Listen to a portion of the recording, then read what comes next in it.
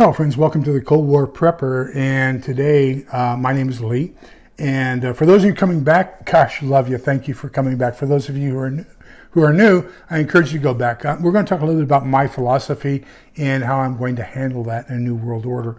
So regardless of what happens, whether it's economic collapse, whether it's food shortages, whether it's thermonuclear warfare, I don't care what's going to happen. Our goal, I always ask you, get yourself two answers. Number one, why am I living? And what am I living for? And number two, what am I willing to die for? So one of the things that we're going to be afforded, regardless of the situation, is an opportunity to rebuild the world in an image of what can be a better way to live. And certainly it'll be simpler than it is today.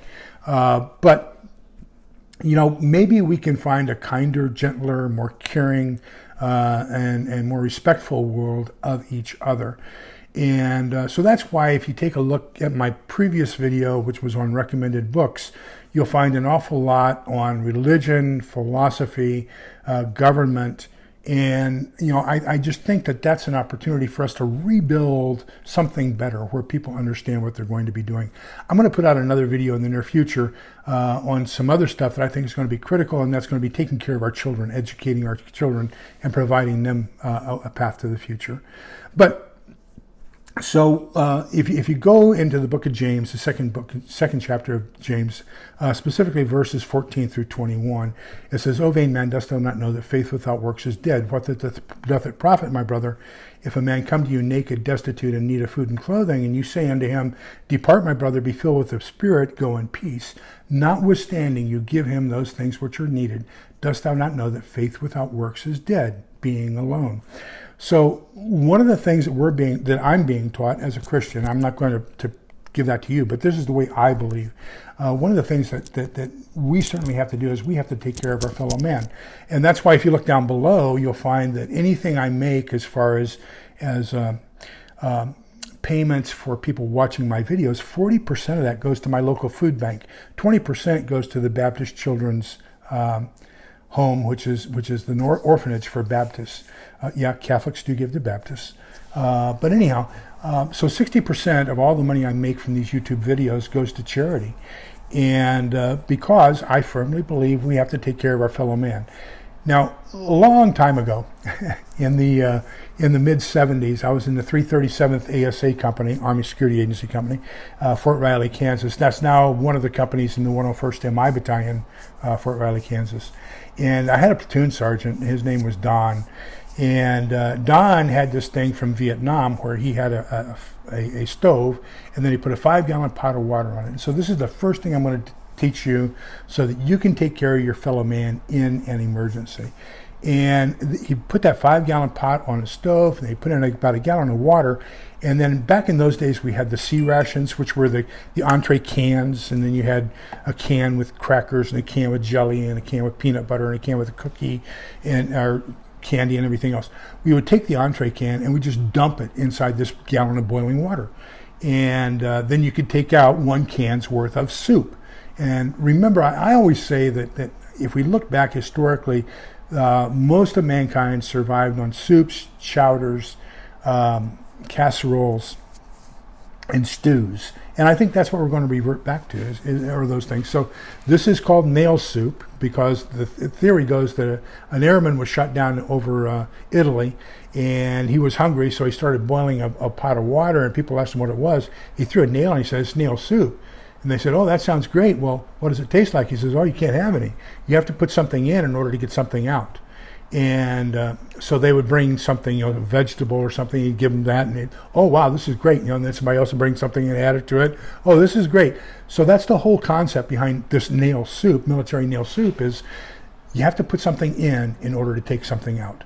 Now, Stephen Smith in his Rosemont series of books talks about a credit system where and his philosophy is kind of, a little bit askew from Jonestown, the original settlement here in the U.S. But people who work a fair day's wages for 8 hours of work, let's call it, whatever the job is, a person should be able to feed a family of 4. So structure your credits so that a person who's working guard duty, gardening, fetching water, whatever purpose your community has that this person is going to fulfill a need, you're feeding their family based off the work that they're producing. And so, some of the other things is, firewood to keep the fire going, to keep the pot hot, water to put inside so somebody has to go gather water. So there are a lot of ways you can contribute to the nail soup and structure that for your community so that people can participate and get something out. If they bring rice or noodles, you put in a little bit, you take out a little bit. Now, I would, in the way I have it structured for my community, is if you bring a protein, like a can of Spam, I give you double. Okay, of whatever you contribute, you're going to get double back out. So that's how the nail soup goes. Some of the others, you can have a large pot, start off with Bear Creek chicken noodle soup.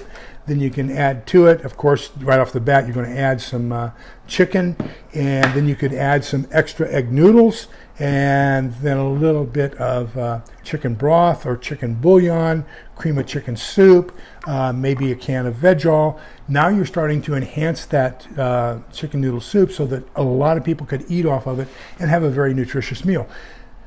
Tell people what you're going to be doing ahead of time so that they bring the right things to add to it. Another good idea might be tortilla soup from Bear Creek. And then to the tortilla soup, we could add some tomato sauce or canned tomatoes or something like that. We could add some beans, especially chili beans or red beans, add some diced potatoes, and add some vegetables, mixed vegetables. That would make a fantastic big pot that a whole bunch of people could eat off of. Now, the other one, and I may use this as a thumbnail for this video, but when we were in Stuttgart with the 307th Military Intelligence Battalion in the early 1980s, oh no, it was the mid-80s, we had just gotten married. And there was a place called Anna Prague, Anna from Prague, Czechoslovakia, and she had my favorite meal, and Helen fixes it for me every year now for my birthday. I'll take a picture of it and use that as the thumbnail. But it's called Spaetzle Gebacht, or double-cooked Spaetzle. Now, Spaetzle is the German egg noodles. So we can't, now we get Spaetzle from the commissary, and when we go, we buy them out because we only go like once every 2 or 3 months. We either have to go up to Fort Hood or down to one of the Air Force bases in Lackland. And believe it or not, they're about equal distance, but when we go, we buy them out of their Spaetzle. Every once in a while, we find it at HEB, which is our local grocery store, but that's expensive and it's not, not as good as what we get at the commissaries. But you can use just macaroni and cheese. So fix some macaroni and cheese, a small layer down on the bottom. Now this is no longer, I think the last year that Thrive Life did diced ham was 2019, but you could use diced ham if you can find it from one of the other vendors, or you could dice up some Spam, lay a small layer of that. Then you want some onions, so you're going to put onions on top of it, then you're going to put a little bit of more cheese, then another layer of the macaroni and cheese, and then ham, and then onions, and then cheese, and then more macaroni and cheese, and top it off. So you're making a casserole, and then bake that for a little while, and that's going to be a fantastic casserole where you can give, let's say a cup's worth of food to an individual, and that would serve them, and that's almost a complete meal in one spoonful. So just some ideas on some of the things you might do to help your fellow man. Remember, the one thing as you watch my videos is I'm always advocating buy as small as you can, and that way you don't have any waste if there's no electricity. You can't refrigerate the leftovers, but you also have smaller portions that you can give away to your fellow man without showing that you have a big can or something like that. And just take care of your fellow man. If they're naked or destitute and need of food and clothing, you say unto them, "Depart, my brother, be filled with the Spirit, go in peace." You haven't accomplished a thing, and you're not rebuilding the society that I think we all want to have rebuilt. So remember, we're all in this together so we can come out the other side together. Take care. This is Lee. Bye-bye.